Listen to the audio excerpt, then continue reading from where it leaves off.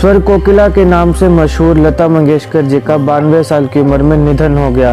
उनका जन्म 28 सितंबर 1929 को मध्य प्रदेश के इंदौर शहर में हुआ था। उनके पिता पंडित दीनानाथ मंगेशकर रंगमंच के कलाकार और गायक थे।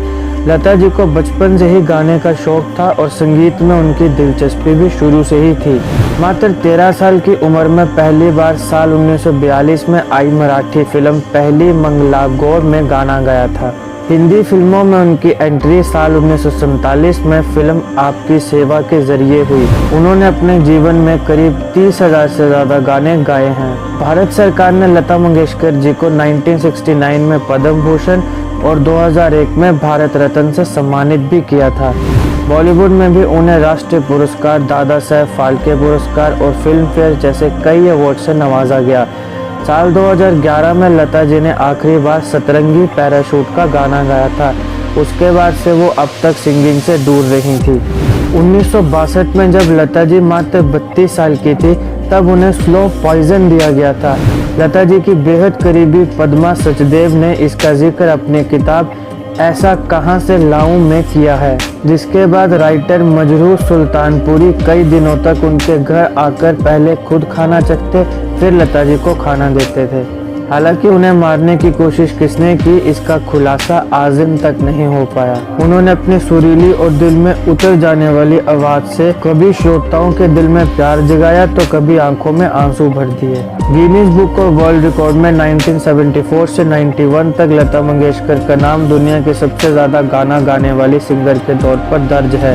कहा जाता है कि उन्होंने 1948 से 1974 तक करीब 25,000 एकल, युगल और कोर्स के साथ गाने गाए थे। ये गाने 20 अलग अलग भाषाओं में गाए गए थे। 1991 में हालांकि ये कैटेगरी हटा दी गई थी, लेकिन 2001 में वापस इंट्रोड्यूस की गई थी।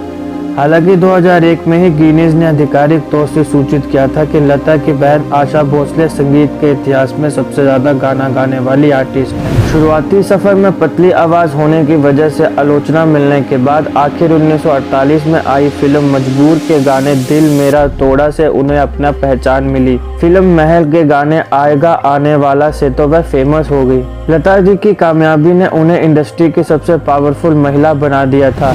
बाद में उन्होंने कुछ गलतफहमी के चलते महान संगीतकार रहे SD बर्मन के साथ भी गाने से इनकार कर दिया। युगल गीतों पर रॉयल्टी के भुगतान के मुद्दे पर लता मंगेशकर जी और मोहम्मद रफ़ी के बीच मतभेद हो गए थे, जिसके बाद इन दोनों गायकों ने करीब 3 वर्ष तक साथ गाना नहीं गाया। मोहम्मद रफ़ी की बहू यास्मीन खालिद रफ़ी की किताब मोहम्मद रफ़ी मेरे अब्बा एक संस्मरण में ये बात सामने आई थी। लता पर अपने सुनहरे काल के दौरान इंडस्ट्री में एकाधिकार यानी मोनोपोली स्थापित करने के भी आरोप लगे थे। कहा जाता है कि उन्होंने अपनी प्रसिद्धि के दौरान हिंदी और मराठी भाषा में किसी और गायिका को आगे नहीं बढ़ने दिया। उस समय हर म्यूजिक डायरेक्टर लता मंगेशकर के साथ काम करना चाहता था। लता जी और उनकी बहन आशा ही उस दौरान प्रोड्यूसरों की लिस्ट का हिस्सा बनी रही। खबरों की माने तो लता मंगेशकर का शादीशुदा सिंगर भूपेन हजारिका के साथ अफेयर होने की चर्चा भी जोरों पर थी। हजारिका की मौत की पहली बरसी पर उनकी पत्नी प्रियम ने यह बयान दिया था कि उनके पति और लता मंगेशकर के बीच प्रेम संबंध थे। प्रियम फिलहाल कनाडा में रहती हैं। लता जी को वैसे तो अब तक ढेरों अवार्ड से नवाजा जा चुका है, लेकिन एक खास अवार्ड जो उन्होंने अपने नाम किया वह था नॉन क्लासिकल सिंगर कैटेगरी में भारत रत्न अवार्ड। ये अवार्ड हासिल करने वाली लता मंगेशकर भारत की दूसरी सिंगर बनी। उससे पहले ये अवार्ड MS सुब्बुलक्ष्मी को मिला था। गाने की रिकॉर्डिंग के लिए जाने से पहले लता मंगेशकर जी कमरे के बाहर अपनी चप्पलें उतारती थी।